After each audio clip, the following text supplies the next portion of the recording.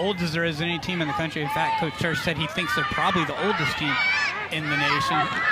Bit of a misplay there. And this one just ushered aside by that Clemson defense. And you see, even when there's a misplay, somebody there for the Tigers. Yeah, and that's, you got to have that backup help defense, and Clemson's as good at that as anybody in the country as well.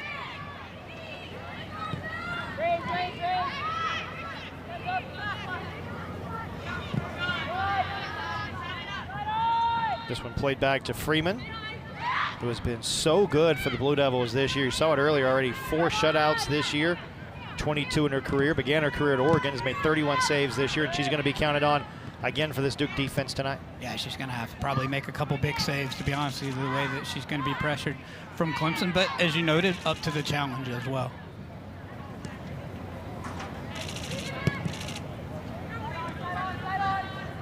And it feels like the brand of soccer that Clemson probably wants to play tonight. Yeah, they're kind of trying to lull Duke into sleep, but at the same time, is what Duke wants to do as well as they move it down the sideline. Here's Migley off the wing. Maybe looking for a ball in. Dumps one back. And now that's sent toward the top of the box. Brought down, settled for a moment. And then into the corner where the Blue Devils cannot track it down. Robbie Church, the head coach of the Blue Devils, in his 23rd season in Durham, and he's made the ACC tournament every year since 2016. And they missed it in 2015. It was only a 4-team tournament, but some work to do for the Blue Devils, currently 9th in the ACC standings. Yeah, need to get to 500 in general if they want to have a chance to make the NCAA tournament. If you have to be at or above 500 to even get a shot as an Ed Lark bid. And he feels like there are some winnable games for the rest of Duke down their schedule. Granted, some tough games, but the Blue Devils are looking for a signature win to really submit themselves as an NCAA tournament team. Yeah, Coach Radwanski told us, who would have ever thought Duke was in this position, but he said that to saying that he knows how much quality Duke has on the pitch. How about on the Clemson side of things, another veteran head coach, Eddie Radwanski, 13th year at Clemson, 9 straight NCAA tournament berths, and he's really built this program into a powerhouse. Yeah, he really has. Did a great job at UNCG, a former UNCG player himself, had an All-American career himself, and took over the women's program and has done a great job at Clemson since taking over the home 13 years ago. Pretty good goal scorer in his time, too. Very, very good scorer. It was really fun to watch himself, and you can see that's translated pretty good to the team as well. Yeah, all those goal scorers that the Tigers have this year. A Clemson team that's won 4 of their last 5 matches, and the only blemish during that stretch was a 1-1 draw with Virginia. Been averaging, as you can see, nearly 3 goals per game, which is just incredible. I don't know what's more impressive about this Clemson team, the fact they've scored so much or the fact they've only allowed multiple goals in 1 game this year. I'll go hybrid. I think the fact that they're doing both is the most impressive part, because it's hard to do either, and when you can say you've done both, you put together an elite squad. Tigers trying to track this one down. We really haven't seen Clemson have even a half chance so far in the first almost 6 minutes of this contest. Left off here for Conti. She'll play one down. The offside flag up for Clemson. So we've seen each side now flagged for the offside. Yeah, and you're going to need to keep your line very well tonight if you're Duke, because Clemson's going to try to play those through balls. Another one of those phenomenal goal scorers there for Clemson. So deep. I mean, a lot of teams, I think Duke, Brian, is a good example of this. The Blue Devils obviously have Kat Rader. She's going to be marked very tightly by most everybody that the Blue Devils play. Really not one person you could mark on this Clemson team because they have so many weapons in so many places. Yeah, and that's what you want to build, as we talked about from the outset. 13 different goal scorers, 4 with 10 or more points on the season. If you were trying to build a program, that would be exactly what you would want to do. And, Coach Radwanski told you that that's something he's been trying to build for a while. 10 plus years, he said. It's been 10 years of recruiting cycles. It takes time. That's not built overnight, and that's why he notes it, because it's impressive to see it kind of playing out the way it is. And it also shows how good the ACC in general is when you can talk about all this and they're still, 5th in the standings right now? The league's just so good. But a win tonight, keep pace with some of the rest of the league's best, and still a couple big matches for Clemson. That's a bad turnover there for the Blue Devils in their defensive third, but fortunately for Duke, nobody home on that ball in back to Freeman. Yeah, nice idea by Tobia, but just couldn't connect on that one. Freeman picks it up. But that goes back to the point that Robbie Church made, and even Eddie Radwanski made it too, capitalizing whenever you've got an opportunity. You have to. I mean, that's the only way you can get away with that, is by doing is making sure that you're good in that situation. And it takes time, and Sure. you know, you got to be. Let's go with this word. You got to be methodical, right? Very much so, especially in this game tonight.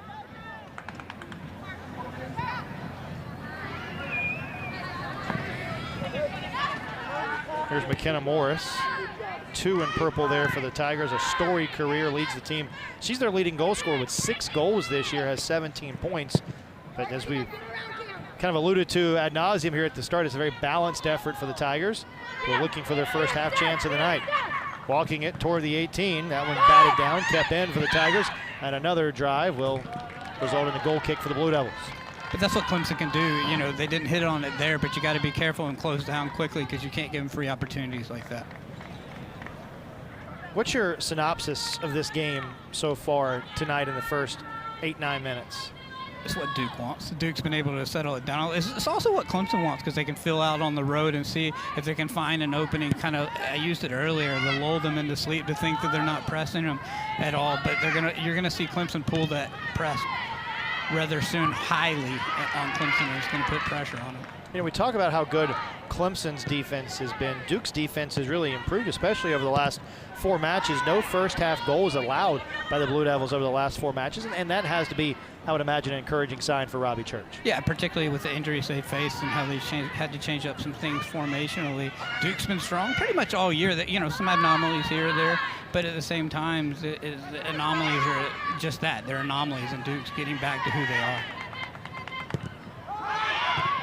Certainly a different looking Duke team. The injuries have really hurt this Duke team. They welcomed 11 newcomers to the squad this year, and as we mentioned, trying to find somebody else to step up and be that secondary scorer. And with Olivia Migley back tonight, you wonder maybe it could be her. Blue Devils still nursing some injuries. Played through the middle. Katie Groff with the touch. I feel like Duke could find some success playing through the middle tonight. I think you're going to have to, particularly the way they've set themselves up formationally to try to beat them out of that diamond in the middle, and a great ball played into the box right here. That's where you can break down Clemson, particularly as they try to press forward, and that's why I said counterattacking earlier. But also if you build through the middle and see what they did right there, they pushed it out wide. Those are going to be open if Clemson pushes too many numbers forward. Also need to capitalize on their speed too, I would imagine. Yeah, going to have to.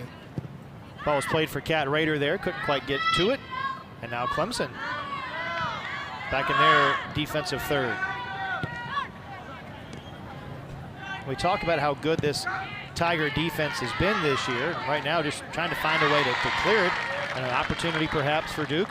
Or they throw it. Nope, it'll be a Clemson throw. They say it was off for Duke.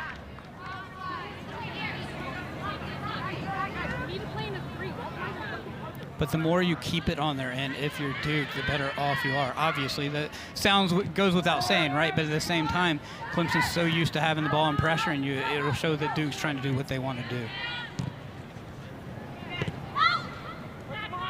Through the middle here.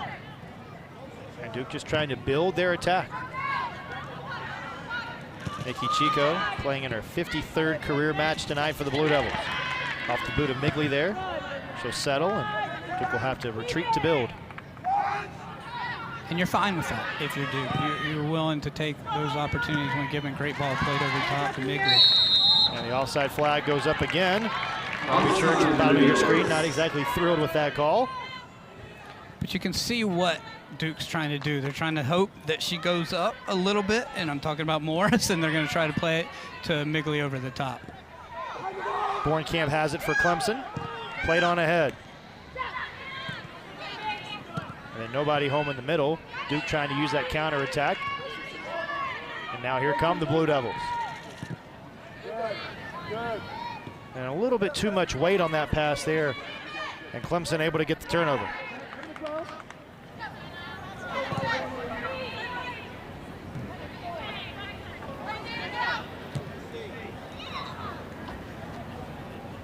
About as fun as a one-shot game could be so far. It feels like we've had a lot of action, but it's definitely been all through the thirds. Opportunity here for the Tigers. No foul there. We play on. And Clemson wanted a foul inside the 18, didn't get it. But Duke unable to clear. Now Clemson has a throw in their attacking third. Another look here at this potential foul. No call was made. Like Migley's a little banged up from it as well as she got up limping a little bit, obviously coming back from injury. Settled at the top of the 18. A drive from distance is a little too tall. Good look at it there for the Tigers. As the shot taken by Danny Davis, another one of those talented freshmen. Yeah, you see what Clemson wants to do.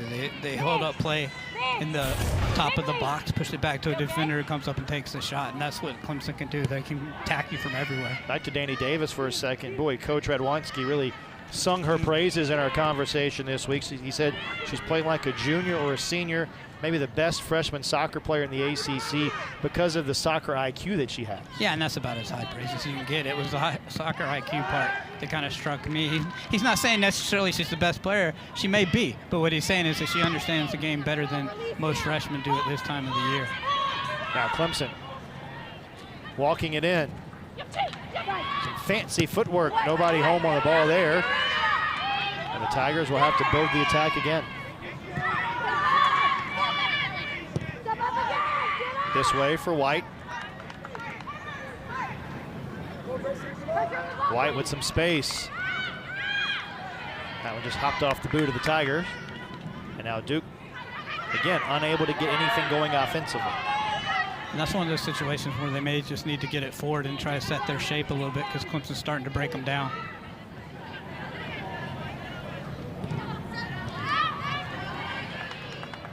And a foul there on Clemson. Goes against Megan Bornkamp. Bornkamp's had such a storied career. Second team All-ACC last year, first team All-ACC in 2021. ACC All-Freshman team in that hybrid 2021 season. Played the full 90 minutes 12 times last year, over 50 career points. Has 9 points this year. Yeah, that graphic told it all. Three-time All-ACC selection. She's still playing. You know, most people, that's a career, but she's still playing with more to come, right? Playing like an All-ACC caliber player again this year. There's a ball that's really dumped down. Woodell was trying to run it down, and it's played back to Makowitz. And talk about an All-ACC caliber player.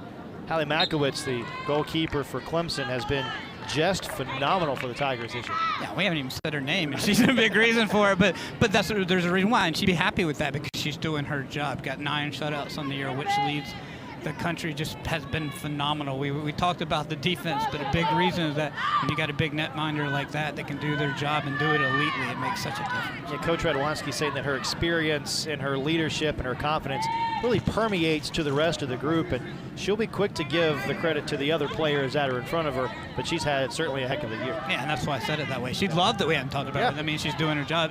Anytime you don't talk about the goalkeeper, that means you're doing your job. Just over 15 minutes into this opening half. Not a whole lot of offense in this one, which we kind of thought might be the case tonight between these two really stout defenses. Yeah, very, very good defenses. You thought Clemson might try to press it a little bit offensively, but they haven't so far with just 2 shots on the day, and both from outside the 18-yard box, and really not even half chances on either. Do you feel like that's something that's going to come for Clemson as we get later into this match? That's why I said it was important earlier when they broke them down and had that foul. You got to collect your shape and kind of calm things down. You saw Grace Watkins, we got a foul right here. You saw Grace Watkins, she got up from a foul earlier. Kind of mentioned to her team to get to that point as you look at it right here. The right side of your screen. Probably a good call. Yeah, definitely a good call. But Clemson can break you down, so you have to make sure to collect yourselves. It's going back to the point we were just talking about.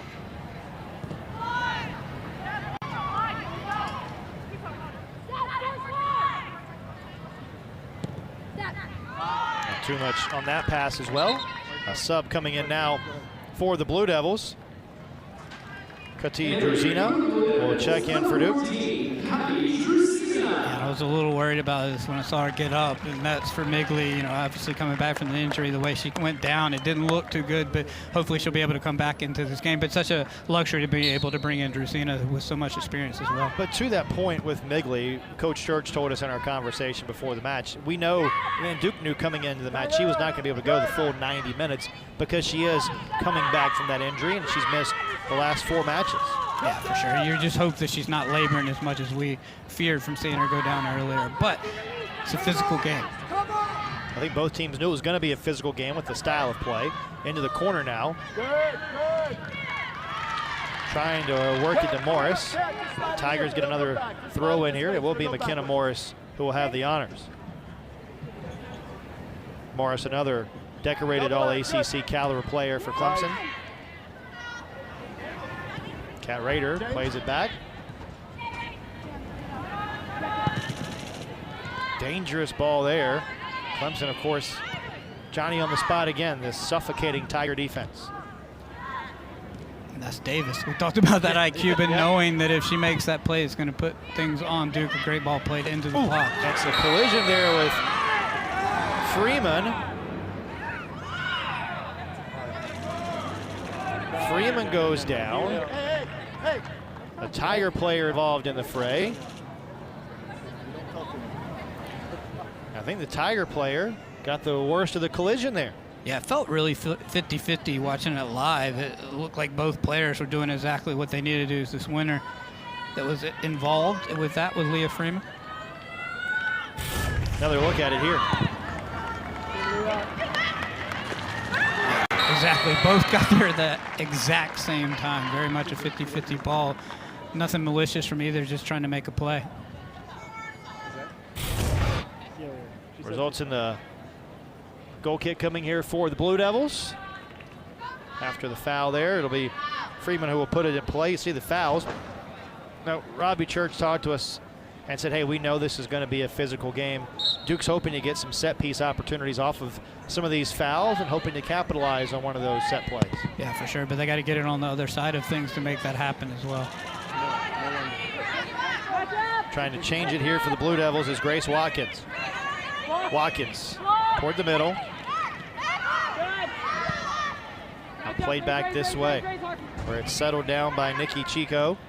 Toward the middle, nice move there by Maggie Graham. And that one just a little bit too much pace. Had Watkins in space, but couldn't get it to her. Yeah, really well done. Nice ball movement from the Blue Devils, and Graham's pass just a little bit too much weight on it.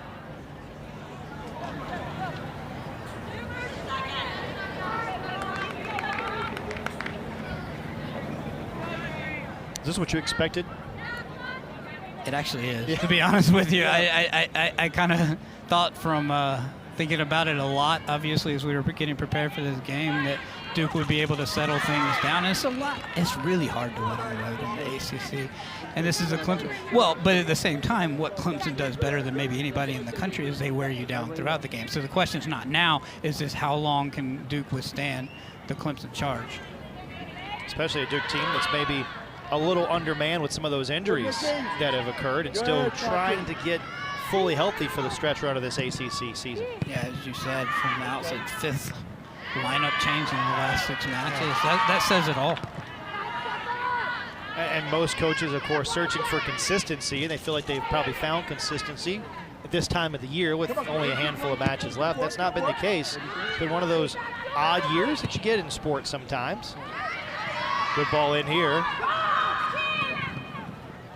And that one off of Chico, and we'll get our first opportunity on a set piece tonight. It'll be a corner coming for Clemson.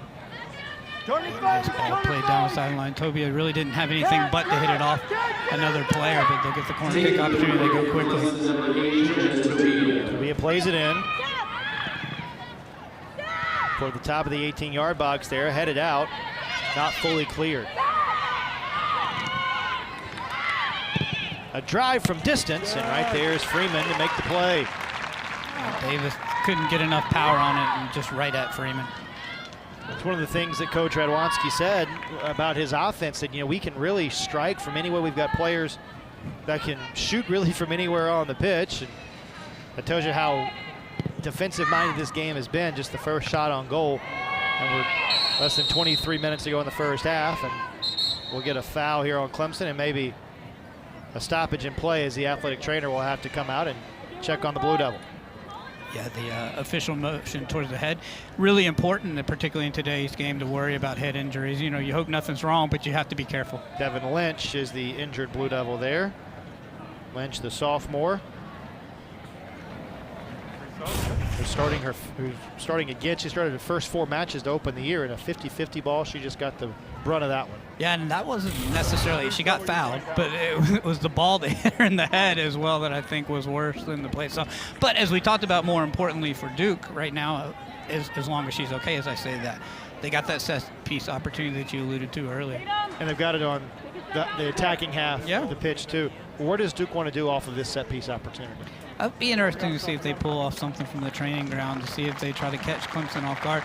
If not, you're going to see them try to play it to about the middle of the 18-yard box and see if they can latch on to it.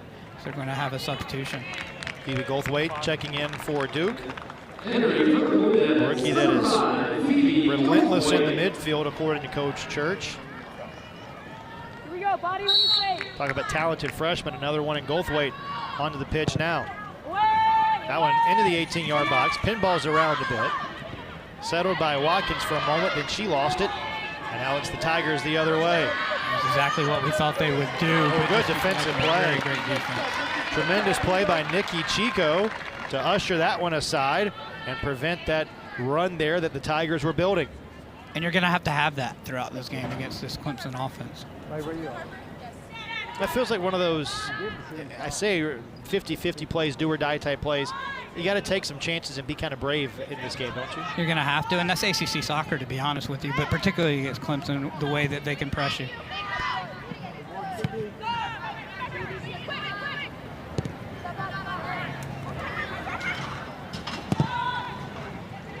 Making a run here, McKenna Morris. Getting tied up in the corner. Good ball through, but nobody home for Clemson as the Blue Devils usher it aside. Morris did a good job of trying to make something out of nothing there.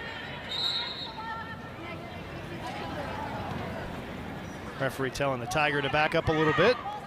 Toss it into Harper White. One of those fifth-year players for the Tigers.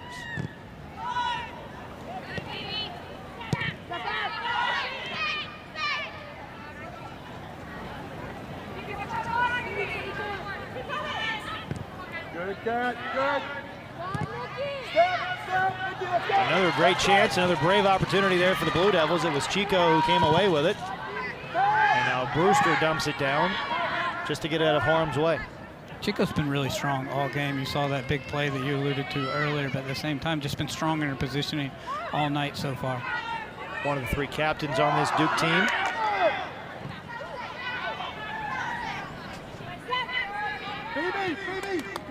And Chico, one of those players at Robbie Church, along with Emily Royson and Maggie Graham and Katie Groff, really the emotional leaders of this Duke team on the field. And important to have those emotional leaders making those kind of plays. Keep your team in it early on. Physical play there. McKenna Morris sends one in. Nobody there for the Tigers, but back to the top of the 18-yard box. It's volleyed for. Clemson had it for a moment, but will just get it out of harm's way. And Morris knew she was offside in that situation, but at the same time you saw what she provides in that athleticism if she was able to get the ball into the box to test Duke's defense. Hal Hirschfeld there for the Tigers. Again, Coach Radwanski sung her praises. Puts out a lot of fires, disrupts play, says that she doesn't get the credit that she deserves. Yeah, we talked about it with the goalkeeper. You don't want to say her name. Same thing could be said for your 6. You know, your midfielder, your defensive midfielder, if you don't talk about them a lot, that means they're doing their job too. Hirschfeld's certainly done her job. A goal and 2 assists as well, as being one of those stalwarts as part of this Clemson defense that's only given up 8 goals all year. They've only given up 2 goals in their last 5 matches. That'll win you some games. I don't care what league you're playing in. Particularly when you're scoring. Yes. Well, at that point, when you score 1. Yeah. But they've scored 39, so it's even better. That's true. That's true. Clemson coming off that 1-0 win at Virginia Tech. Feels like the ball has been on this third of the field a long time here in this first half.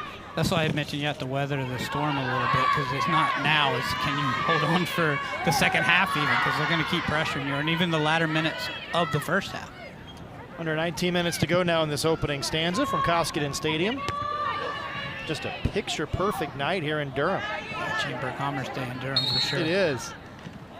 You stole my line. It's one of my go-to lines. Sorry. It's okay. Clemson with their first sub tonight. Tammy Meredith, the graduate student from Charleston, South Carolina, will check in. Not bad when you can bring someone who's got 5 goals and 12 points off your bench. Yeah, I mean, that's the depth that Coach Radwanski was talking about that he's been trying to get for these last 10 years, because you want to get it offensively, but you have to have the depth to provide it. And, you know, sometimes people are super subs. You need that just as much as you need starters. Clemson now trying to build their attack. Only 1 shot on goal here for either team in the first half. That one dumped down.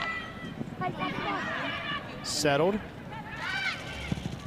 And nobody home. They're trying to go toward that far post. Tigers with another sub. Lane St. George, the junior, will enter into her 7th game of the season. Yeah, I like what Tobia did right there. She set up for it, just couldn't get her body around it correctly, but she had the shot. If she could have connected on it, it would have tested Freeman for sure. Mackenzie Duff departing for the Tigers.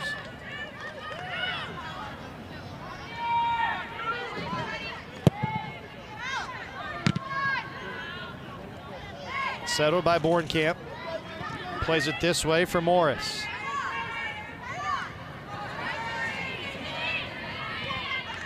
Back for Bornkamp now. You can see Duke maybe pressuring a little further back now, trying to create that turnover to dispossess the ball from Clemson. They're going to have to. You're going to have to employ this every now and then to try to keep Clemson off guard as much as anything. 50-50 ball at the top of the 18-yard box. Morris has it, tried to get something on it. Clemson asking for a handball, and there it is. It looked like it live that was a handball. And it occurred there in the box. Looks like L. Piper was the culpable party. We'll take another look. Yep, looked like it was to me. This play is under review. There was no point did she mean to do that, but it did touch the hand for sure. I'm going to take a look at it. Unfortunate break for Duke. Yeah, we did. I think that's kind of what Coach Radwanski's asking is, like, the rule is still a handball. Right, correct.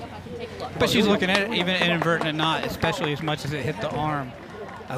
You'd have to believe they're not going to change this one. But, you know, it's important to look at it. Let's talk about what can and cannot be reviewed. You can determine whether a goal has been scored, identify players for disciplinary matters, determine if a fight occurred, or identify participants, and review whether a foul, in this case a handball, occurred inside or outside of the penalty area. So it'll be interesting to see the call here. What's your gut on it after looking at it a couple times? It's going to be a penalty kick, unfortunately, if you're a Duke fan. For Clemson, that's exactly what you're hoping it is. But at the same time, I think it just determines how the referee sees it. Obviously, as I noted, did not mean to do it. Just put her hands up to try to block herself, but it hit the arm. By the letter of the law. Yeah, by the letter of the law, that's a penalty kick. Hey, Justin. And in a game where, so far anyway, opportunities have been so slim, this is the first break of the match, and it comes with less than 17 minutes to go in the first half. Yeah, for either team, to be honest with you. And we mentioned that we hadn't had a lot of shots. We've only had 1 shot on goal, and then, you know, that would have been a second. But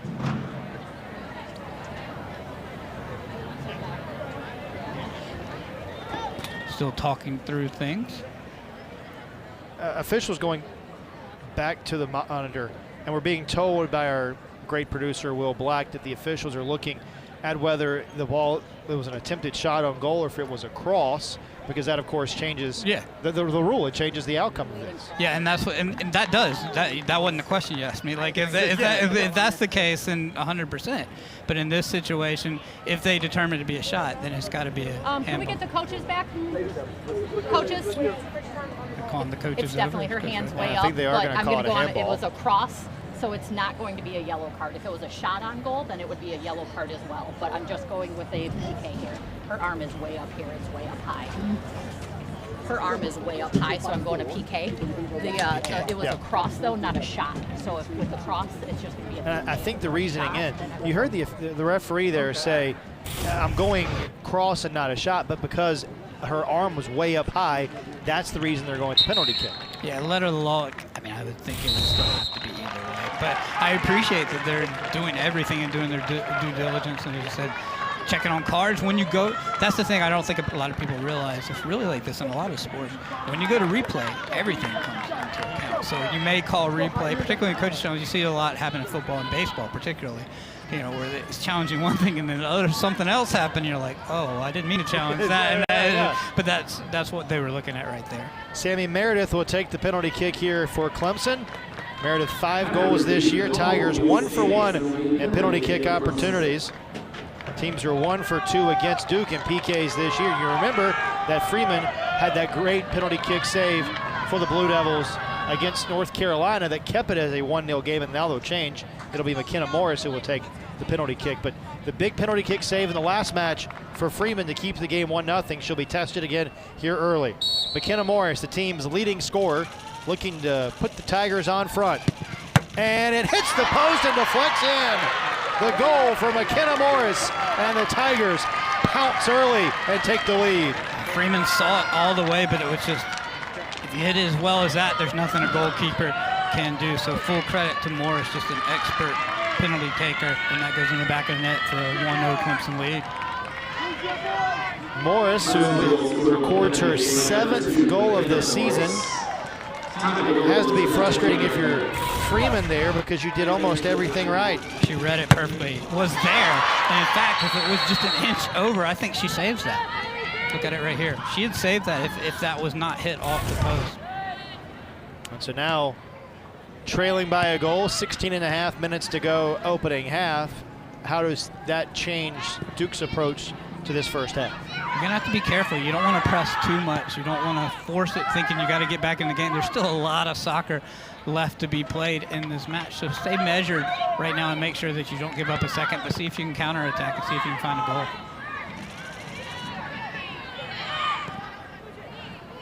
Brewster plays one back for Freeman here.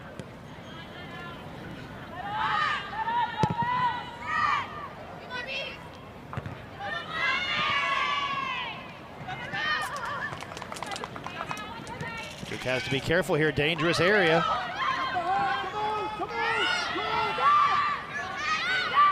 Bornkamp dumps one down. And a really good play there again by Nikki Chico, using that touch line as an extra defender there and walling off her other player there. Been really great all night. But going back to your point, I think it's important to re-emphasize that you don't want to make 1 goal, 2 goals. You don't want to get down and start thinking that you're out of the game. Duke's very much into this game. They got to play through what they've been doing, and good opportunity right here, but closed down well by Clemson. They're trying to get it there on the wing, and it was tipped away, trying to force one down to Drazina, but instead Clemson all the way back down, and Duke forced to build again.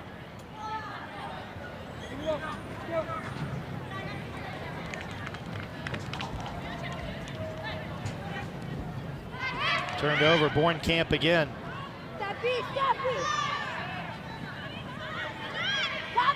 Down for Tabia.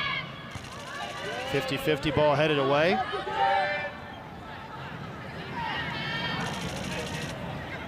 And Duke just unable to get any sort of sustained possession here in the last almost 10 minutes. And the majority of that has to do with the way Clemson's turned it on of late. Good ball in.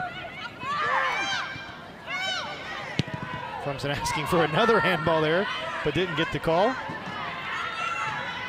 Now Harper White on ahead for McKenna Morris. Back for Morris. Oh, a good run there. She gets taken down hard, no call, and that ball driven in, and another save made on a drive from distance just outside of the 18-yard box. Another nifty little move there for the Tigers. It looked like there was nothing working there, just going to be a half thing, but she knuckled this well. That really tested Freeman. Just a good hit. Another shot on goal for the Tigers. 3 shots on goal for Clemson thus far tonight.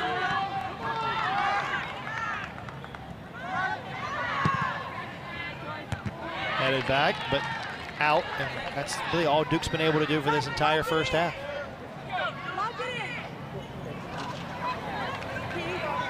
Got to find a way to get the ball to Kat Rader in some capacity. We haven't said her name once tonight, and that's got to change if you do. How does Duke go about changing that? Got to work it around. You got to keep it on your side. We talked about that already as we have a foul right here, but you got to find a way. Let her go to work. See if you can get her ball over the top. Just see if you can get her in space alone and see if she can make something happen. She has that ability.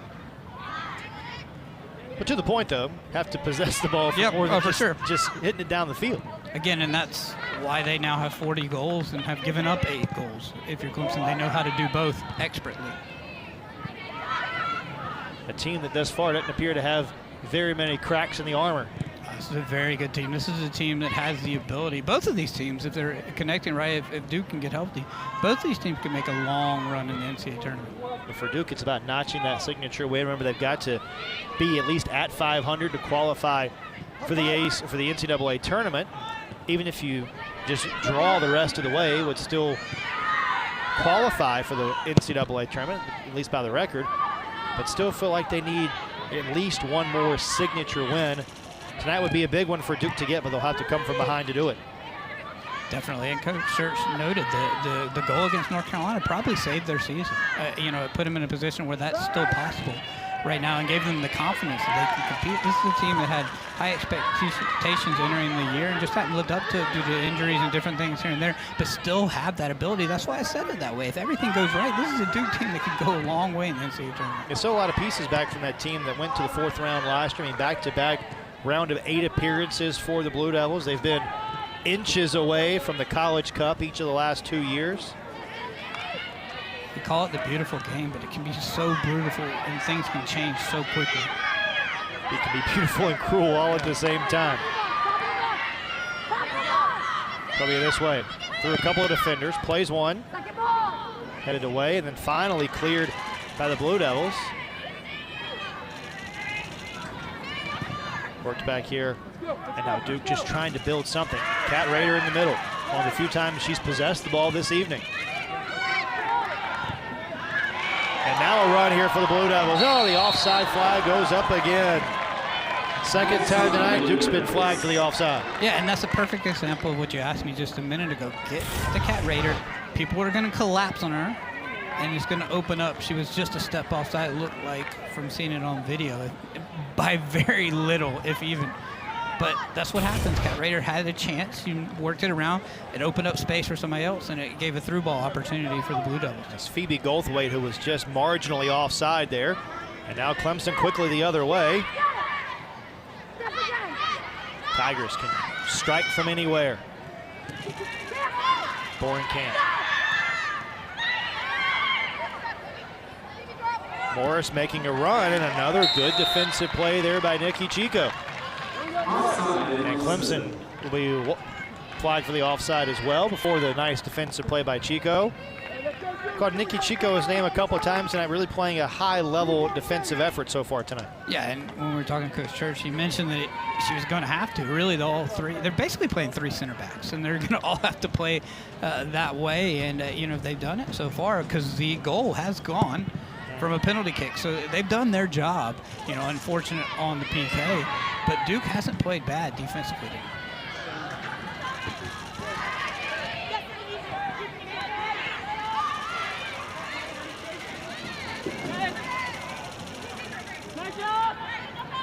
Watkins keeping it, trying to make something happen here. He just ran out of real estate. 3 Tigers were right there. What makes Clemson's defense so impressive, to be honest with you, is how committed they are across the board to it. It's really all 11 players on the pitch, including the goalkeeper, committed to what they're trying to do. A couple of subs in. Devin Lynch back in for the Blue Devils. Sanacheva in for the Blue Devils too. And you see the sub for Clemson as well, Emily Brow there.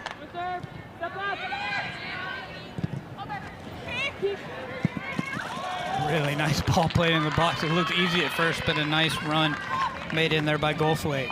A couple times now we've seen Goldthwait try to get involved. Remember, she was flagged for the offside a moment ago. Maybe she could be the cog to get something going for the Blue Devils. Coach mentions to it. He, you know, something they're expecting of her. Had a really good year so far, and you know, kind of feeling better every game, getting more and more confident. Coach Church called Phoebe Goldthwait relentless in the midfield. Pretty good praise for a rookie like that. Now this way it comes for Chico.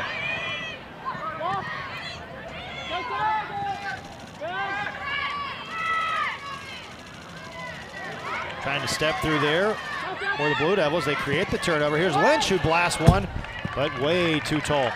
Not a bad idea, but it's going to take a lot to beat Makowicz from there. It's going to take a lot to beat Makowicz in general. Oh, for sure. 29 saves this year, 0.52 goal against average. And that stat tells you a lot in itself. 29 saves in the year for how many games they've played. That's how good this Clemson defense is. Conversely, Freeman for Duke has made 31 saves. Now, still not an inordinate number for this deep into the season. Yeah, no, but at the same time, Duke team only came in tonight only giving up 14 goals. It's not like they're giving up a ton either. Just haven't been able to score as much with 14 goals scored at the same time. So 1-for-1 is not what you want. I mean, that's been the MO for Duke this year. I mean, they've always been a great defensive club under Robbie Church. It reminds you really of what, 3-4 years ago when Duke had all those ties. They just kept tying, it seemed like, match after match and couldn't get a result. A team that went deep into the postseason there speaks to the point. Find a way to get results and it'll work out okay. That's why Coach Church knows they just got to get to 500. Give yourself a shot. Just got to have a seat at the table, as they said. Brewster working it back for Freeman.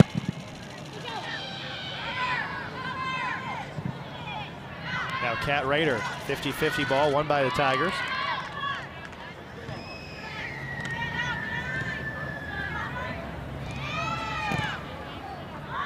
Busy night of ACC soccer here at Koskinen Stadium. A big-time men's soccer matchup will follow us tonight at 8 o'clock on ACC Network, as Duke will host NC State, a crucial ACC matchup. A huge matchup. Anytime the rivalry is played is big, but a big one tonight. Both teams need a result, if only that. A win would be nice for both of them. It would.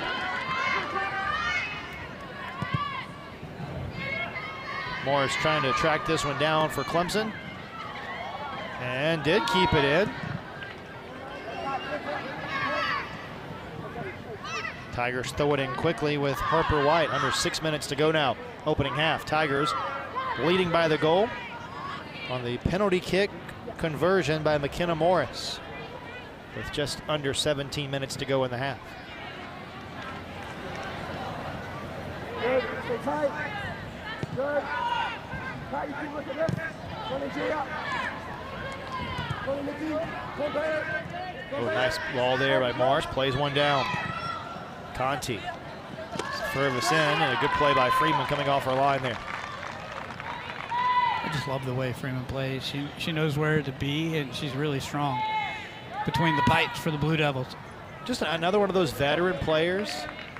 We've talked a lot during these broadcasts about the evolution and the change in college athletics and the transfer portal, and you can see there both player and the club, both Freeman and Duke, using the transfer portal to their respective benefits.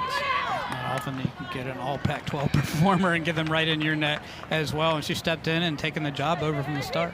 22 career shutouts, including 4 this year for the Blue Devils. Led the Pac-12 in saves with 114 last year. A lot of saves. Back to Brewster. Can Duke build for maybe 1 or 2 opportunities here in the last 4.5 minutes? If they can get through this Clemson defense, you saw what happened right there. That's what makes Clemson so good. You get McKenna Moore showing her athleticism, just stepping up. You got Danny Davis with her IQ pulling it back and working it around. And, you know, Clemson's just really strong in the back, and it makes it so hard.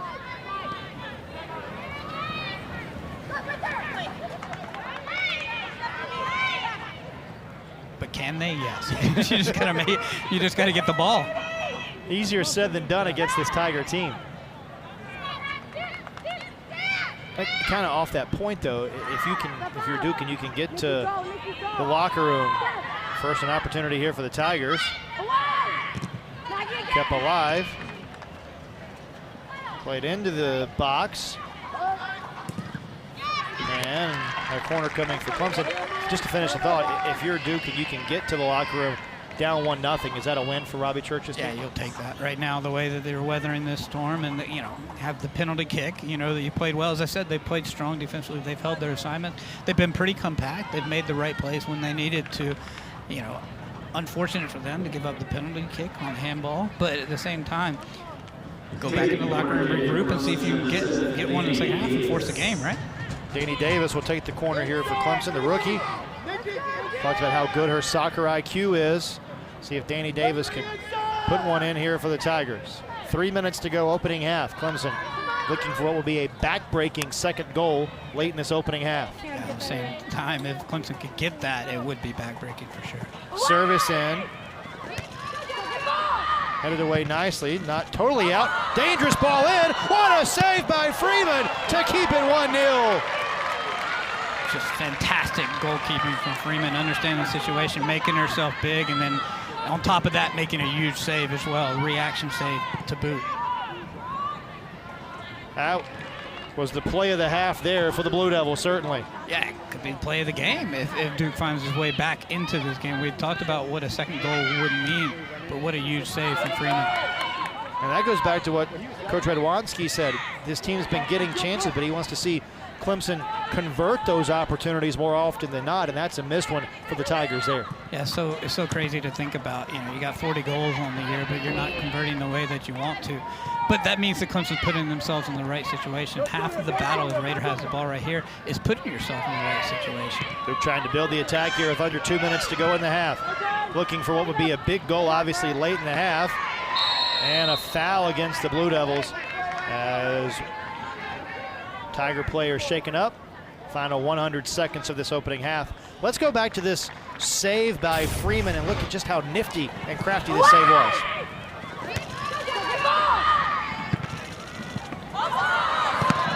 Just great save from Freeman, as I mentioned, make yourself big right here. Close to being offside, looked like she was just onside. Freeman understand the situation, made herself big, came up, still had to make the save. That's hard to do because you have to make yourself big and you're just trying to put yourself in there, but then to make a reaction save, as I said, on top of that, that's just elite goalkeeping. That was Conti who had to look at it there for the Tigers, couldn't convert. Sub for Duke as well. Mia Minestrelli will check in. Minestrelli, another one of those great freshmen for the Blue Devils. Down to the final minute of the half. And we could probably watch that 10 times and not decide whether we thought they were onside or offside as well. As that close of a play. There have been a couple close ones for Duke tonight too. This one would have been onside and still is, and Clemson ushering it aside. Final half minute of this first half. Duke's got time if they hurry for one more great opportunity. Chico, quick throw in. Pinballs around, Chico's with a ball in. Loose into the box, and that one chipped high. That's one she'll be dreaming about tonight. That landed perfectly for her. Maggie Graham had a look at it there for the Blue Devils, but could not convert. Yeah, I don't think she expected to get all the way to her. Landed up, just leaned back way too much, wasn't able to get over it, and goes out of play easily and keeps it at 1-0 at the halftime break.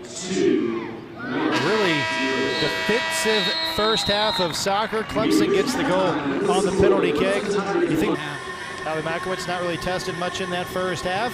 See if Duke can test her here. Clemson will get the first touch of half number 2 in what's turning out to be a beautiful night here in Durham. And it's the Tigers who put us in play in half number 2. Devils, you have to believe, are going to try to find a way to get the ball to Cat Raider here at the start of the second half. I think the line of confrontation changes it all for Duke here in the second half. There's an opportunity for the Blue Devils. And going down to the box, no foul was called. I believe advantage called there. We just play on. Yeah, I think that was the right call. Great job by Dove and defensively. Minestrella was there for the Blue Devils trying to make a little bit of a play, the rookie. And now here's a turnover in the midfield. Minestrella again with it for the Blue Devils. Puts too much weight on that pass. And that's a matchup one-on-one that I'd love to see. We haven't seen it so far, but take a look at this defense right here. As I mentioned, Duff with a great job, just knocks it off of her. Looked a lot worse than it was. Now Duke trying to be the aggressor here. They've come out with some momentum to start half number 2. That ball, a shot from distance, knocked down, 50-50 ball. One now settled by Duke. Played in nicely into the box, and then look at that nifty Tiger defense again. Able to usher it aside. It was Harper White that time to get it away. Coach Church and staff obviously did a great job impressing upon their team what they could be able to do against the Tigers. Let's see if they can keep it up. Well, to that point, what do you think the biggest message was from Robbie Church at halftime? Be who we are. We're not. As we said, we play compact all day, and we've done everything we need to do. Unfortunate on the handball, but there's still a lot of soccer left. Go out and do what you can do, and you have a chance in this game, and they're showing that so far. On the flip side, for Eddie Radwoski, the Clemson head coach, leading 1-0 at the break. What's the message you think for his team? Step on their throat. Go out there and just let's get a second goal. And, not to be crude about it, but at the same time, that's exactly what you want to do. You want to be the aggressor and see if you can get a second goal and take them out of this game early. And Clemson, remember, they've only allowed multiple goals in one match this year. They've only allowed 2 goals over their last 5 matches. They've been extremely stingy all year, but maybe they've been even tighter defensively and not permitting much over the last 5 or so matches. Yeah, and that's what I was just saying. It's because the way Clemson plays offensively, if they score that second goal and you couple that with what they do defensively, 2-goal lead for Clemson that's almost insurmountable, to your point with the stats you were just saying if we get a foul right here. It's like having, a 3 or 4 goal lead for most teams, yep, right? Exactly.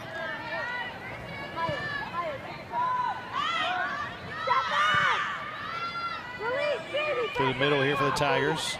Katie Davis, one of those talented freshmen. Good ball in. Here's McKenna Morris with it. It's knocked down, and the Blue Devils survive danger again. Chico once again up to the challenge. Been really strong defensively all night with a big save, and that might have beaten Freeman. Chico had to make that block. Just a beautiful, exquisite ball played in by Davis. And a headsy play there by Bornkamp to let it get back there to Morris. Those are two that have certainly had their time together on the training grounds in Clemson. And you can see that connection and just how well they play with one another. There's an action here. Here's Bornkamp. Plays it this way.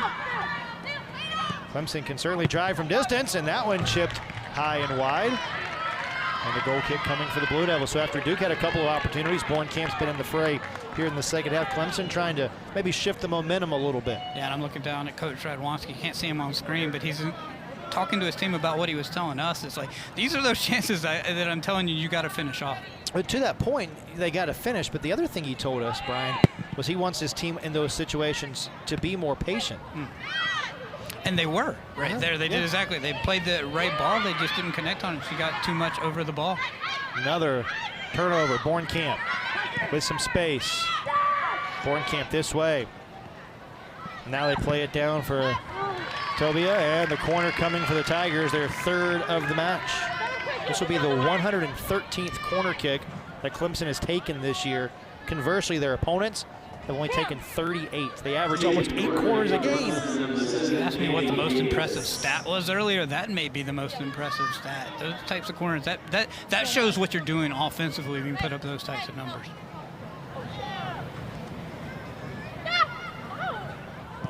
Service in.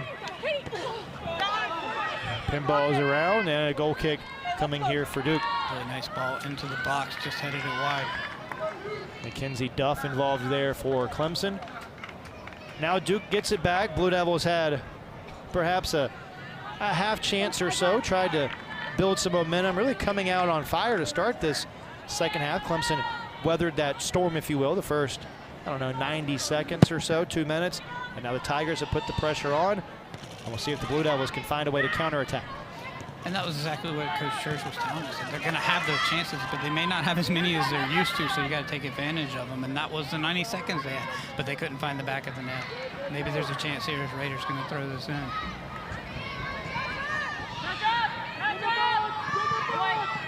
Ball in. Loose at the top of the 18-yard box. Duke able to maintain possession for a moment. And again, too much on that pass.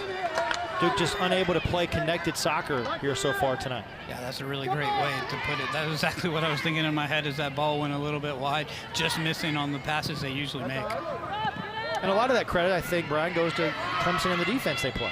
Yeah, they pressure you so much and they force you into bad passes, and that's a mark of a good team.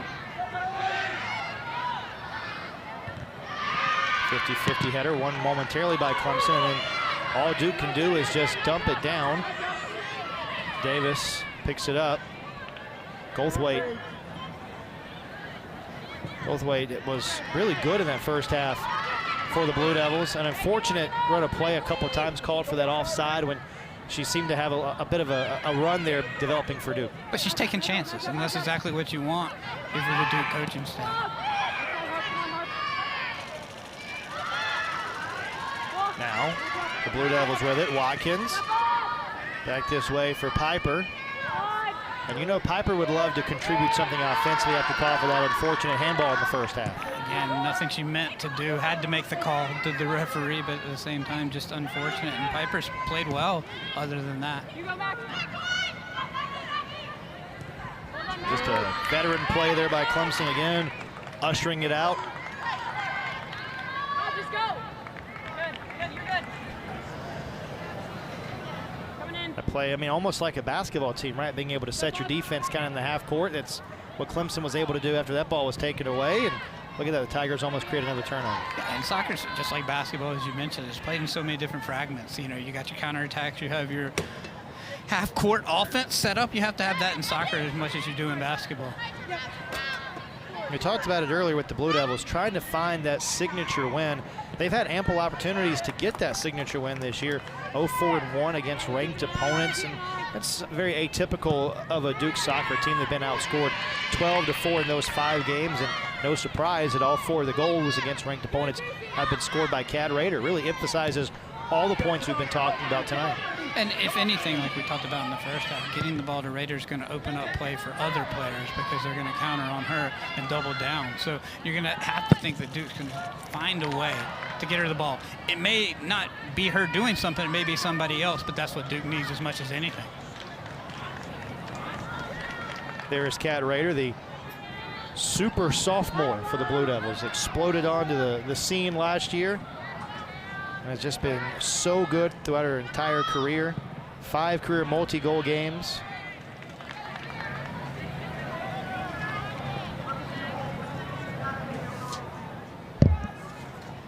Rader, preseason All-ACC pick.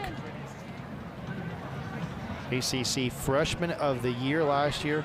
But she's in terms of her production, right? She slowed down a little bit. Only 4 goals in the last 9 matches. Yeah, but a big one last time out Huge. as well. To your point earlier, a goal that saved Duke's season. Yeah, and then some. And you were talking about how they played against nationally ranked teams, but that was the #1 team in the country, your rival, and it shows that they have the ability to be in those games, and it's still 1-0 right now. They're very much in this game as well. I thought it was an interesting topic as a turnover there to drive, and Freeman again goes down to pick it up. When we talked with Coach Church earlier, you started with that North Carolina game and what that did for the confidence of this team. And I thought he gave you a phenomenal answer about how that, he hopes, transfers into today and tomorrow and the rest of the year. And that's why I asked it that way. You know, start there with the positive. It's not been the winless streak's not something they're used to, but at the same time, you just tied the #1 team in the country. Obviously, they're now #3 with Florida State moving to the #1 spot, but at the same time, that's a very good North Carolina team. Good ball here. Track down. And a ball that's batted away by a Blue Devil. I believe that might have been Brewster in there for the Blue Devils to get it out of harm's way. And now Duke, see if they can connect some passes here. And that's that patience you were talking about a little bit earlier. Clemson's doing a great job of employing that and making sure they set up for the right shot. Nothing's came out of it so far, but they're doing a good job of being patient. Goldthwait had a moment. Now 50-50 ball one. Goldthwait there. Chips one on into the box. There's a drive and a save by Vakowitz. First time she was tested tonight, but a little bit of a sign of life there from that Duke offense. A good ball in, played by Duke. And most importantly, great ball movement. And, you know, deft touch right there, working it around. And that was Duke showing some confidence. Then Estrella again with the opportunity. We called her name a couple of times tonight. And it's been a couple of these rookies for the Blue Devils that have really tried to get into the fray and be the one that gets that first goal for the Blue Devils tonight. One of the things, and that's not going to help this year, the point I'm about to make, but one of the good things about this depth is that with people having going down, it's giving opportunities to others that may not have played as many valuable minutes this year. Goldthwait again plays one. Kept alive by Piper. Now for Rader. You know, Rader, 2 in white and pink, will draw a lot of attention in the final 33 minutes of this one. Yeah, every time she gets the ball, 4 Clemson Tigers collapse on her. And rightfully so.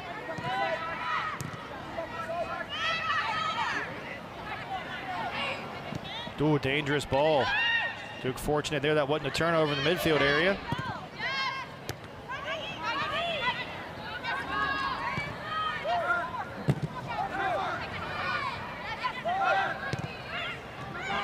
Rader in the middle.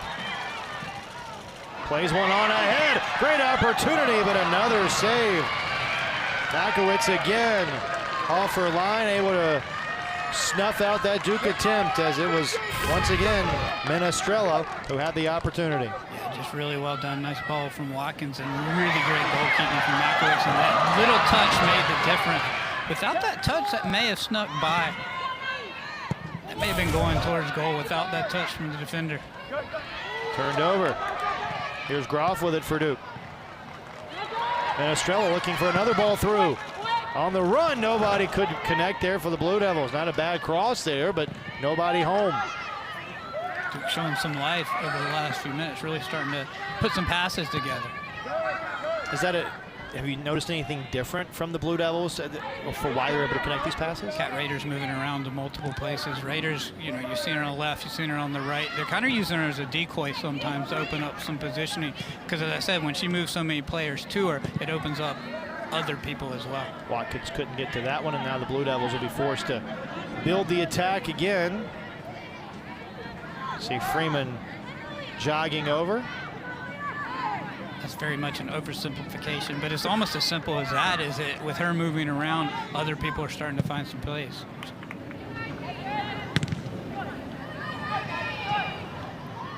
Also seems like, to me, that Duke has been able to win a few more of those 50-50 balls here in the second half, too. Yeah, it's confidence as well when you're starting to get some of that. You know, they started out that way. And I'm sure they were challenged by the coaching staff at halftime. If you win some of these balls, you have a chance to put yourself into this game, and they're doing that so far. Piper, some room to operate here for Duke.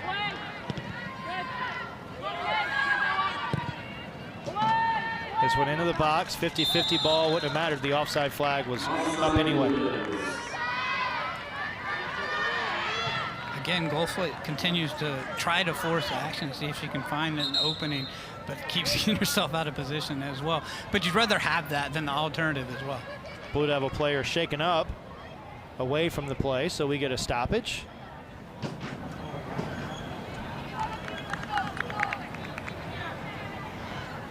I believe that is Maggie Graham that is down, and they'll call for the athletic trainer to come over. And that's what the Blue Devils cannot afford, is another injury. I mean, they've already been hit hard by injuries, and Maggie Graham, another one of their captains, playing in her 76th career match tonight. This is her 47th career start. And if she's out for an extended period, man, that's a big blow for this Duke team. A huge blow, you know, somebody that knows what they're doing, been doing a great job here, particularly in the second half. Over the last 5 minutes, she's been a huge difference. And, you know, you hate to see it, to your point, more than anything, because the Duke team has already been battened down. I mean, everything you could face, they've had to face injury-wise this year, and it's been tough to see that Coach Church was telling us, you know, when we were talking ahead of the game, that he can't remember a year like this. Not that they're not winning, not that but they're having to face so much adversity in different ways that's outside the game. And you hope that it's just a bit of a cramping issue here for Maggie Graham. And, you know, it's interesting, not to dissect cramping and being a meteorologist, but it's been a weird weather week here. It's been some warmer days, some cooler nights, and today probably the warmest day that we've had in, I don't know, a week or so. And maybe seeing some cramping issues here. At least you hope that's all it is. Yeah, it's that part of the season as well. You've been through a lot as you enter this part of the season. You play some really strenuous matches. You mentioned how many games she played. You add that into practice as well. But I think your advanced meteorology degree kind of helps with that as well. I don't think that I think that you're spot on with that as well. That's gonna for every player out there, because it's gonna, as we're starting to get in the second half, the temperature's dropping a little bit and it's gonna help them. But they're not used to this heat now. They've had a couple weeks to get used to it not being hot. And an encouraging sign here that she's able to walk off under her own power. You start to see her jog. It's probably even better side.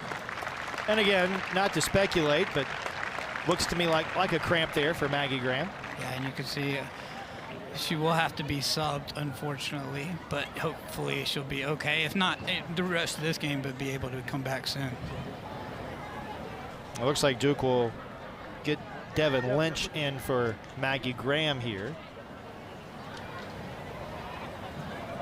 Lynch, who earned the start for the Blue Devils tonight. And, you know, this is the only game for Duke this week. Blue Devils don't play again until they go to Virginia Tech on October the 19th. And Robbie Church said, you know, we're going to rely on a lot of these players to go the full 90 tonight because they've got some time to recover on the backside of this game. Yeah, it had a little time since the last game as well. Both of these teams had more time than they're used to this time of year to get ready for this match, and he was going to need players to play 90, but unfortunately the injury bug keeps hitting them, and they're having to use more depth than I think they expected to in this match.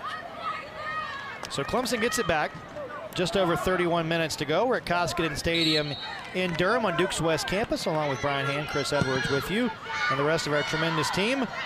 Clemson scoring the only goal in the first half off a penalty kick as McKenna Morris put it home to give the Tigers the 1-0 lead. Clemson searching for what would be a back-breaking second goal early at half number 2. I'd have to say on the run of play, it's been pretty much Duke. You know, you've had a couple minutes for Clemson, but really the second half, of at least 12 of the 15 minutes, it's been Duke that's had the most dangerous possession and really possession overall. But, you know, to your point, Clemson has that ability to strike and strike quickly. Duff played it through the middle where Hirschfeld had it, lost it, now trying to regain, but it's Duke who creates the turnover. And just nobody home. Minestrella had a great idea there, just passed it to the wrong teammate. And there's where Clemson can pounce.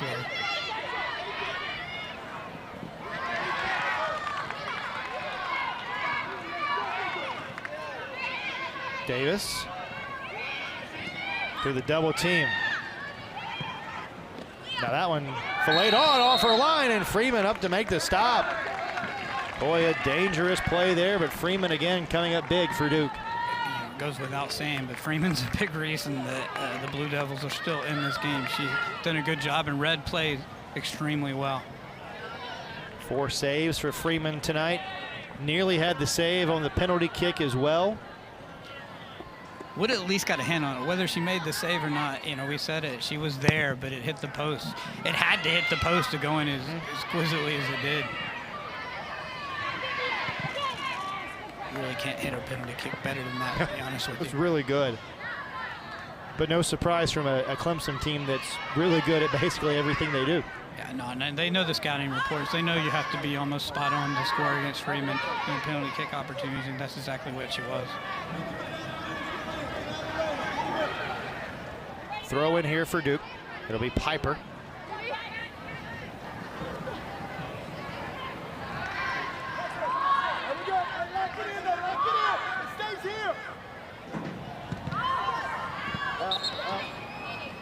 And back to the Blue Devils.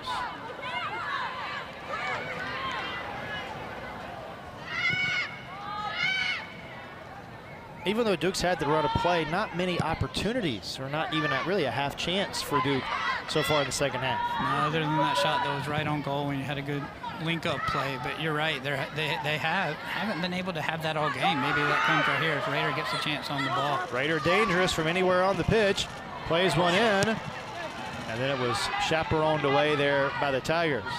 Really nicely done from Rader. That just hit well defensively as they were trying to block it out by Clemson. We have a foul right here, but a good idea from Rader. Fouls, 9 of them so far tonight. I mean, maybe not quite as physical as we anticipated coming in. I think to say the least. We expected it to be a lot more physical. Neither of these teams foul a ton, but they're a lot more physical. And when you have two teams that get after you, you're going to see more fouls. That's just usually how it works. But the physicalness has come in other ways in this game. Back to Freeman here.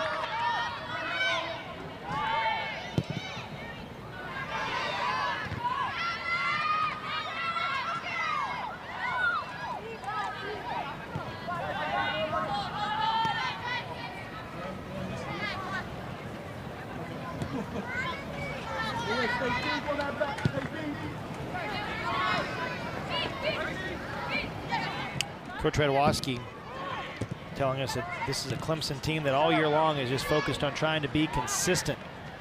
So far, mission accomplished. We asked him what some of the biggest keys were tonight, and he said, we're just trying to be the best Clemson that we can be. Nick Saban was famous for calling it the process, but it's so true in the fact that, you know, if you focus on yourself, everything else will take care of itself. It's usually 75-25, meaning 75% on your team and then 25% on the scouting report. But the 75% is the more important part. If you do what you're supposed to do, results will come.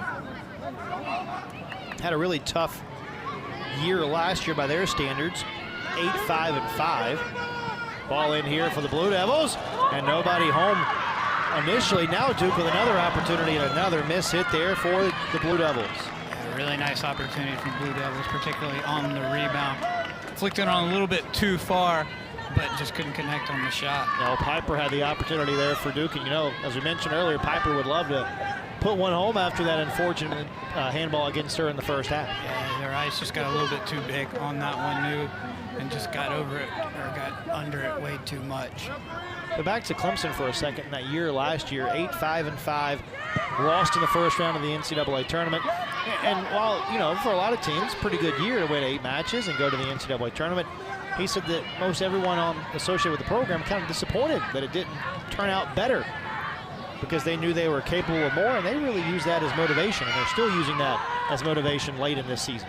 And then you add in dynamic freshmen like they have, and you build off of that, and you got a nice recipe for success, and build that on top of that with a program that's been around for a while. And you know, you can see why Coach Radwanski has done such a great job for a long time at Clemson, and really everywhere he's ever been, just because, you know, it takes that recipe is hard to put together, and Clemson's doing it so far.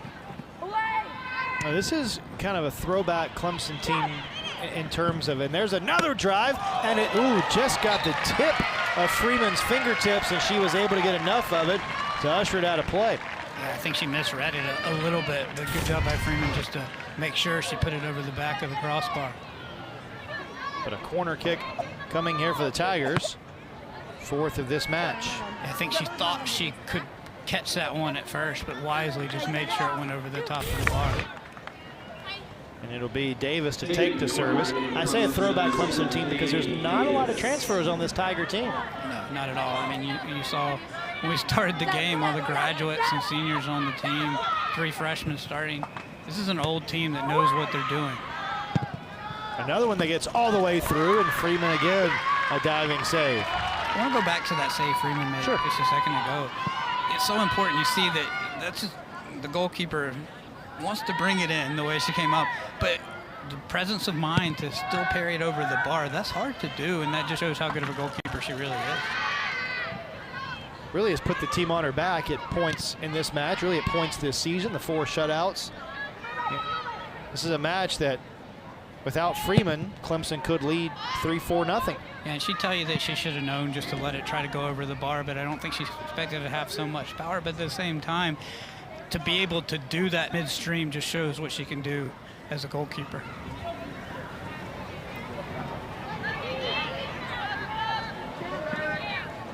Brewster back to Freeman now.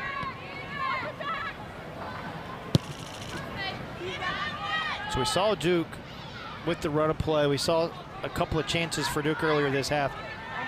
How do they get back to doing what they were doing when they had those opportunities? Continue to be who they are and do what they're doing right now, which is try to work it around from the back, see if they can make some things happen. Hold play, be methodical, as we said earlier in the game. You kind of have to. We're talking about Freeman and her goalkeeping prowess a moment ago. She has 6 saves tonight. That ties her season high. Now Rader in the middle. Had it, lost it. And the Tigers come away with it for a moment. Good play there by Goldthwaite. Watkins. Deflect off a Tiger. The play just a second ago from Hirschfeld on Rader shows what Coach Radwanski was talking about. It goes unsung. It's not in the stat sheet anywhere, but just getting her foot in there and not giving the ability for Rader to find some space is big in this game so far. Maggie Graham back in after coming off earlier with that apparent lower body injury. We would believe just a cramp. Good to see her back out there. And Jenna Tobia returning for the Tigers. Really dynamic freshman for Clemson.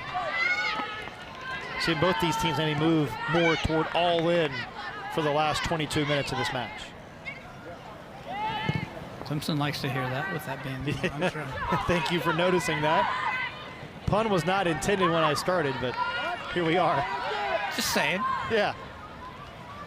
Piped up Clemson fans' ears for sure. Stay there, come on. Nikki coming, keep on.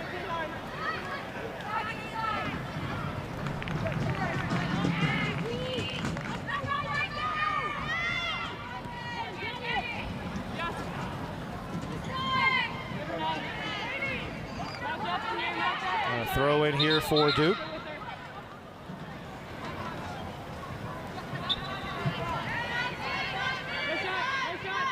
A little bit of space, closing quickly.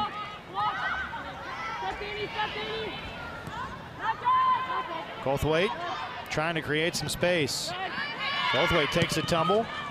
We play on as it comes back out near the midfield area.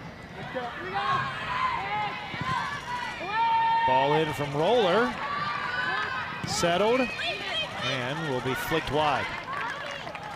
Well, I think the things that Duke needs to do is be a little crisper on their passing, particularly in the offensive side of things. They've been a little heavy on their touches, and that's put players in offensive positions in a tough spot. And I think if they can get crisper on that, it could make a difference. Is that a case of trying to do too much? 100%. Feeling a little pressed, knowing that Clemson's going to close on you quickly and trying to pass it a little bit too quickly. But take your time, think through it. It's so hard to say because you got less than a half of a second to do it, but maybe think a quarter of a second what you should do in that situation, and it'll go a long way. Because I've seen some of that, because Clemson's backing off more than I think that they expected them to. Maybe if you hold it a little quarter of a second longer, it could lead to a better pass. Easier for us to say sure, from up here. Though. Absolutely. And still 20 minutes left to go, and a chance for Duke to find a little bit of a slither. That's really all Duke needs, is just a slither to try to get one past the dynamic Makowitz. Again, they haven't played badly. They've played well, to be honest with you, particularly defensively in this match. Just got to be able to find that clinical finish. All right, really inches away from this still being a 0-0 game.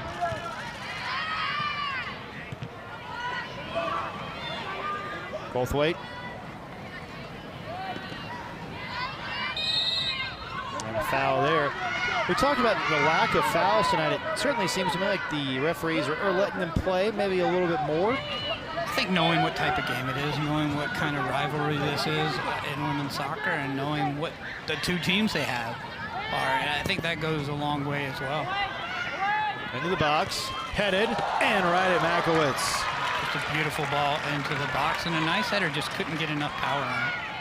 Maggie Graham, who is so dangerous scoring off those headers for the Blue Devils and has been throughout her entire career. She's great from distance. She's great on the headers. Couldn't connect there. And now look how quickly Clemson has reversed the run of play. You can see why Morris has the numbers that she has, how quickly she can push the attack. Now Duke does not have numbers here. We'll see how the Blue Devils want to play. This is what Robbie Church wanted to do, break down Clemson and then use their speed. Through the middle. Graham plays one out wide.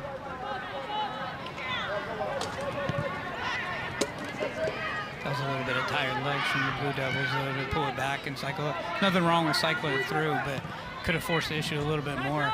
There's only 18 minutes left in the game. Is there a sense of urgency for Duke now? You know, I said that, and I don't think you necessarily have to force the action, but at the same time, that was a time where you could force action, see if you can make something happen individually, particularly Raider as she had the ball, see if you can draw the players to you and open it up for somebody else. Now Clemson throwing it in deep in their own end.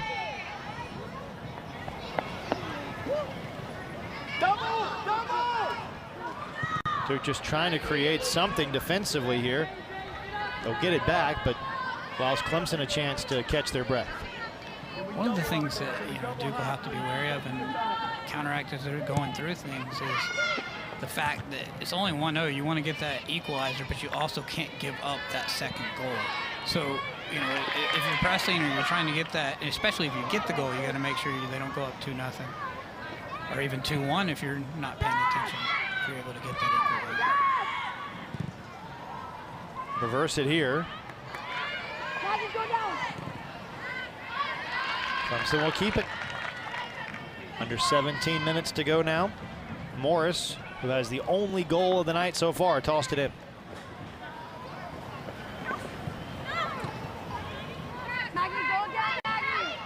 Morris with it again for the Tigers. Nice ball there. Into the box.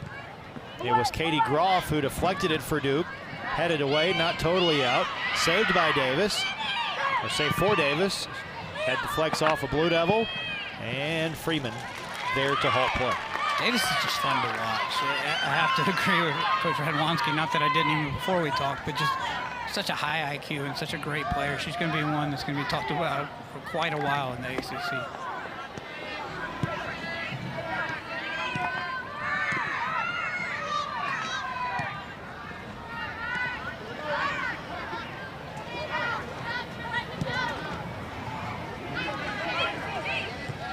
Out to the middle. Feathered ahead. Settled momentarily by Duke, and it's kind of a microcosm of the whole game right there for the Blue Devils. Microcosm of what makes Morris so dangerous too. Is that she's just such a good player. You think you've slipped one by her, and she's able to get there with her athleticism. Duke desperately looking for the equalizer here, down to the final 15 minutes. Bothwaite had a couple of chances tonight, was called for the offside earlier in the match. And again, unable to connect anything there with the Blue Devils.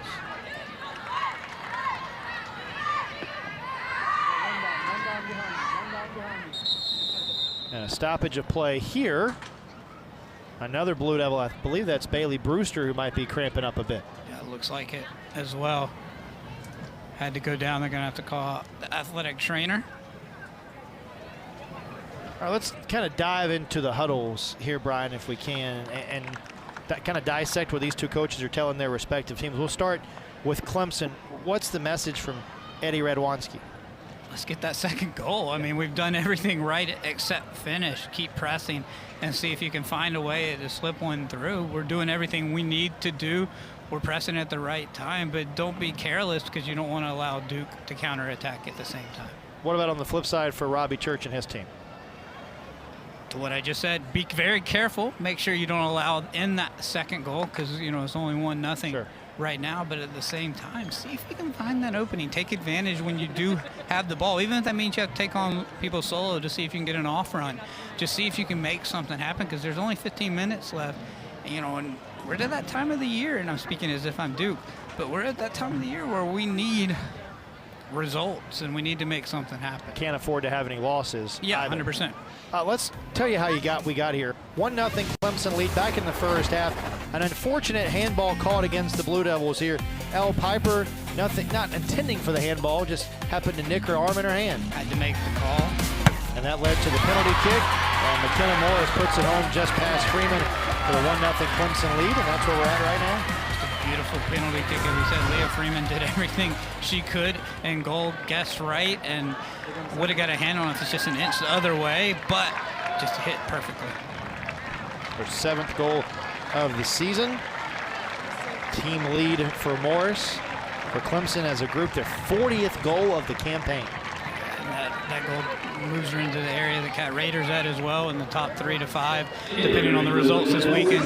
In the ACC, they're both doing a great job, and Morris particularly elite defensively and scoring goals as well, just doing a little bit. And really a perfect epitome of the modern football player. You know, I say football, but soccer player. Yeah, sure. If we're playing soccer, it's football. But the modern soccer player in that she plays from that backside but gets up as well. You see that a lot. Liverpool particularly likes to utilize that system, and it's exactly what Clemson's utilizing. Devin Lynch returning to the lineup for Duke as Brewster goes out with that injury. Now a ball ahead for the Blue Devils. Menestrella tracks it down, poked away, kept alive for a moment by Duke, and then again unable to connect anything there are the Blue Devils. Great job by Borncamp again, just to slip it away from Raiders. Raiders had no room to operate.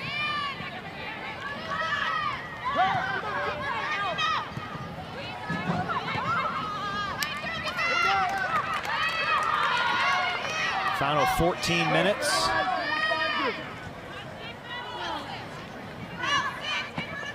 When does it for Duke become really go time?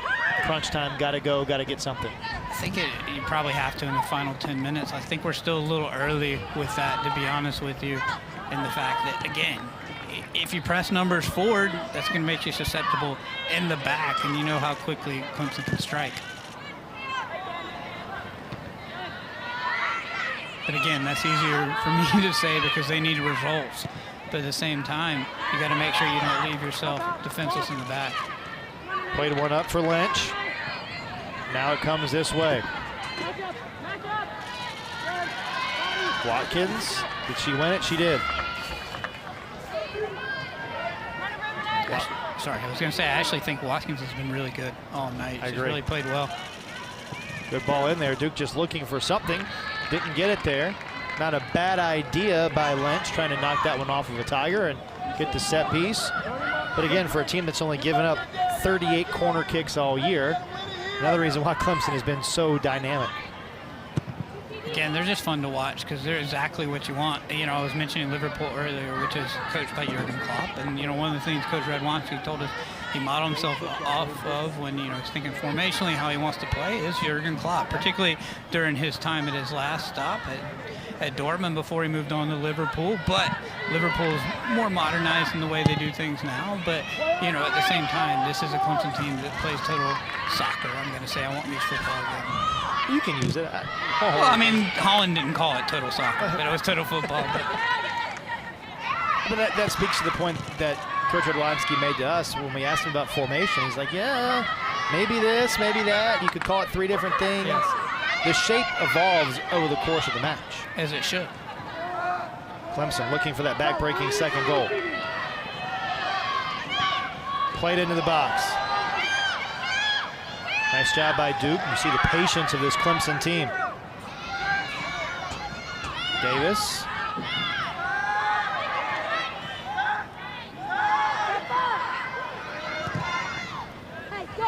Now comes back for Morris. Look at the speed of Morris there off the ball for the Tigers. Another good ball in, and a 2-0 Tiger lead. No, the offside flag goes up. The Blue Devils catch a huge break. Huge break. Good finish, but I think she was a step offside, was Meredith. Take a look at it again. Yep, definitely offsides when the ball is played. A very fortunate break for Duke. We talked about how important it was going to be for Duke to hold their lines, and they did a good job of doing just that. 7 combined offside flags have gone up tonight, though. Yeah, you don't see that a lot. A lot of that is the way Clemson plays, obviously, Sure. with their 3. Opposite side of the 4 for Duke is trying to make something happen against this stout Clemson defense. And there were a couple for Duke that were millimeters. I mean, very much. Very much. And Menestrella trying to find a way, to be honest with you. And again, like I said earlier, I think you had to be okay with it because she's putting herself in position. Turnover there for a moment. Duke gets it back. But can the Blue Devils mount an attack here? Under 10.5 minutes remaining. Goldthwaite. Looking for Watkins. Couldn't pick it cleanly.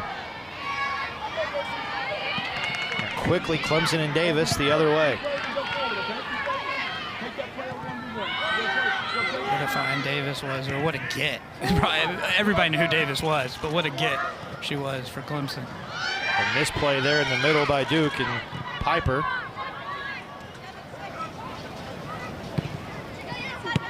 But that speaks to the culture that Clemson has built too, doesn't it? 100%. Both of these programs are so good, and when you build cultures, people want to come play for you. I mean, I think you could say the same. We were looking at the standings earlier. You go down the line, and everybody wants to play for one of those programs. It's important as anything because you get to play in a great program. You get to play against the best every time you play, and that's if you're one of the best players, that's what you want.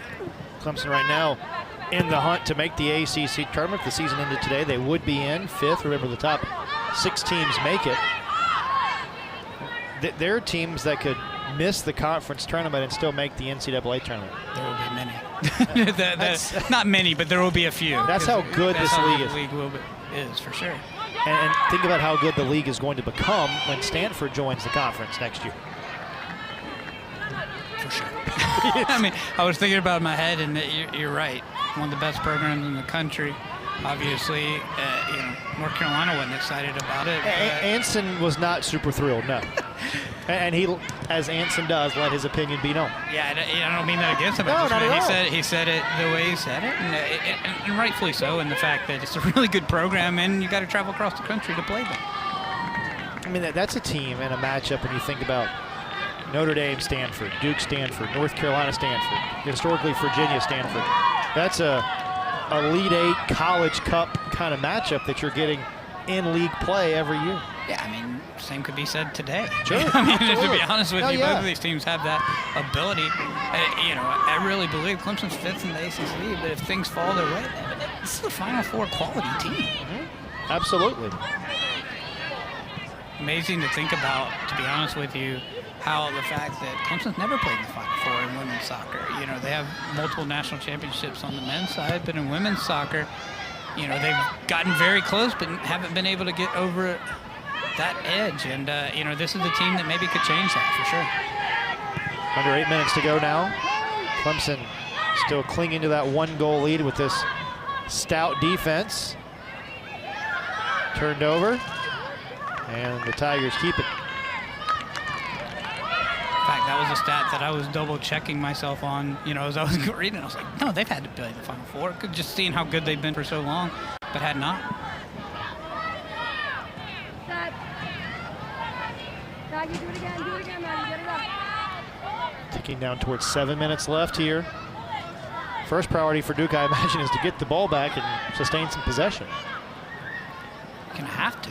You talked about when it's time to press. Now's the time. Sure. But you got to get the ball back to do that, and you're right. I think they're gonna have to. You may see a couple times where they just try to boot it forward and hope that Cat Raider or somebody can latch onto it. Harder to do that against a stout defense like this, though.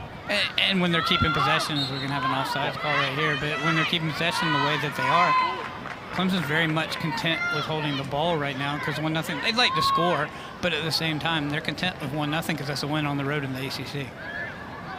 They're content to play all their games 1-0. I mean, that's just the style of soccer that they like. Yeah, for sure. I mean, they want to score, but win's a win, to be honest with you. Particularly on the road, as I said, in the ACC. Then you don't get style points. No, it doesn't matter. You get points. Points are what you want. Yeah, exactly. And it would be just for Duke, if they can't rally in the final 6 minutes to at least get a draw here, would really be a back-breaking loss for the Blue Devils with now 3 matches left after tonight. And you feel like you got to probably go 2-1 in those final 3 matches. And here comes Clemson again into the box. And ushered away nicely by the Blue Devils. Yeah, really nice defense from Duke. Needed defense. And here's what I was talking about, just trying to get it up forward. Gotta get a good touch there. And a foul against the Blue Devils there, not what Duke wanted. You see the upcoming schedules. Both these teams off Sunday. Duke traveling to Virginia Tech on Thursday. Louisville will be at Clemson. Both those games on ACC Network Extra. As you saw Clemson with the big matchup next Sunday. Big matchup for Duke the following Sunday as well with Florida State. Yeah, no doubt.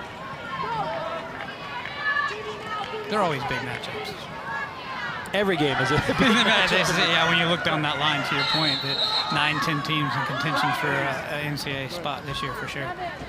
Duke went a little too quick there on the throw in. Julia Sonacheva back in for Duke. Also, Kira Clemens is in for the Blue Devils too. Didn't look like we can see Migley again. Look at Clemens, it's her first career NCAA appearance. The Raleigh native played at Crossroads Flag. She's making her Duke debut tonight, and that, I think, just shows you the injury bug that has bit Duke. Saying nothing against Clemens. For sure. But 4 minutes to go in the match, making her first NCAA appearance, just hoping to catch lightning in a bottle here if you're Robbie Church. Yeah, you have to. That just means they're just trying to get fresh legs in there to try to get against this Clemson defense. It's got to have heavy legs no matter what. They're only human. But it is unfortunate. Migley started. We saw her go down on that foul. Played a little while longer and then subbed out.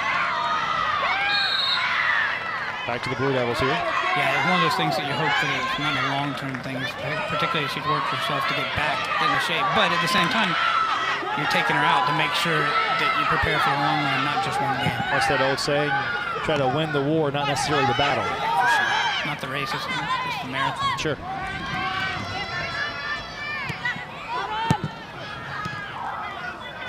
Through the middle, Blue Devils in bad need of one here to try to equalize the match with 3.5 minutes remaining.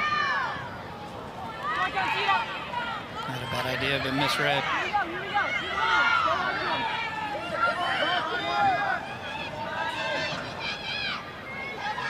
There's McKenna Morris, who's the difference maker tonight. The penalty kick goal has given Clemson the lead.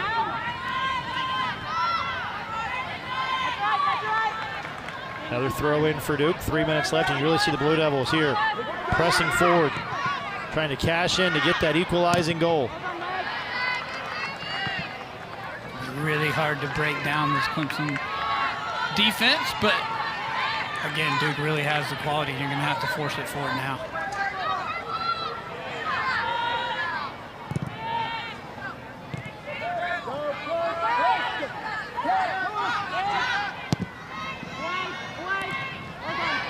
A 50-50 ball there, won by the Tigers, and they're content just to clear and force Duke to try to build again. You know, I'm an old defender when I say this, but this is fun. This is what you play for and practice for if you're Clemson. You know, if you love defense like they love it, you know, you're fine with this because this means you get to play defense. 2 minutes and 19 seconds away from what would be their 6th road win this year. Tigers would be 6-0-1 on the road with a victory tonight. And a Clemson team that if they play like this down the stretch, a legitimate contender for a deep NCAA tournament run. I mean, they're deep, legitimate contender to win the ACC tournament. To be honest with you, make a deep NCAA run. There's everything's on the table for this team if they play like this and defend like this and score like this. This is why you're seeing the patience. They're preparing for stuff like that, to be honest with you, down the road, because they know that you got to be a little bit more opportunistic once you get to NCAA tournament play. So you're preparing right now for the latter part of the season as well. Final 95 seconds from Koskinen Stadium. A turnover in the midfield. Right back to Duke. Blue Devils still time for a run here. This might be the best chance for Duke. Sliding to try to get to it off her line and able to play it as Makowitz, and she will take a couple extra moments there. Sonacheva with the effort there for the Blue Devils. Yeah, you got to be impressed by Makowitz's belief in her defense. She held her line and didn't come up. She believed in her defense, and that was impressive. To hold your line in that situation shows that you believe in your defenders. Under a minute now. Still time for Duke to have maybe one more build, but they've really got to go quickly here.